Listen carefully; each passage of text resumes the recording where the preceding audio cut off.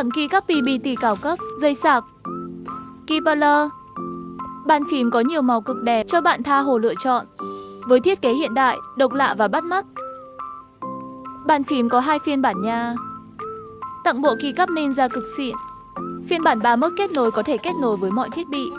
Trang bị trục gác kit màu gõ cực đã, LED viền RGB. Bàn phím trang bị trục cơ gai switch gõ cực êm, tuổi thọ cao. Trang bị mạch xuôi cao cấp và trang bị trục hot switch 5 chân có thể cút tù mọi loại switch.